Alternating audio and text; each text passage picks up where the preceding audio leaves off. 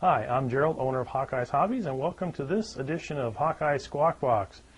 On my shoulder I've got my little assistant today, Chippy, who has become part of our family after being abandoned by its parents, which have turned up missing, and well, it's a long story, and I've shared it already on my Squawk Box.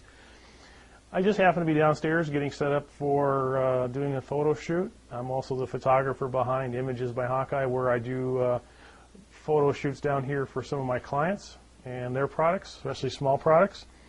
But we're getting ready to do some scale modeling photography. Now, right now in my work table I have one of my models, but somebody's coming over here in a little while, so I can shoot their plastic scale models so they can share them on one of the forums as part of a group build.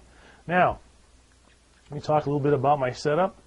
I have a nice sturdy table here, an old kitchen table. Gives me lots of surface to work on. I can expand the leaves because they're built in. I'm using a white background paper at the moment, but I have black, I have blue, I have different fabrics to give different textures. I have soft boxes. There's one here. There's another one over here which isn't turned on at the moment. And I also have strobes that I can use to use as filler light when I'm shooting. And to that end, I'll turn this on.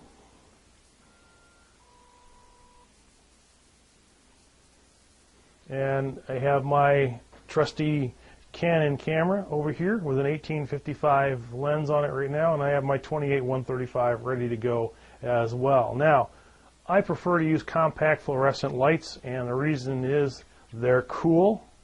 They don't offer the greatest spectrum of light unless you go with full spectrum compact fluorescence, but they offer one benefit around scale models. They don't get hot, and that heat can damage scale models if your lamps do. So some of you may be thinking of using something like these halogen work lights. Well, the problem with those is they generate a lot of heat, and there's a couple modelers that I know out there who have used those and stepped away just for a couple minutes only to come back and find their model beginning to melt and ooze into the surface where it was sitting. So avoid that. One of the things you want to make sure you do, though, when you are using compact fluorescence is you want to make sure you turn them on about 10 minutes before you actually do your shooting. That gives the lights enough time to warm up, and you'll get the best light you can out of them. So now you see where I do my shooting. In a future episode, I'll show you how I do some of my shooting.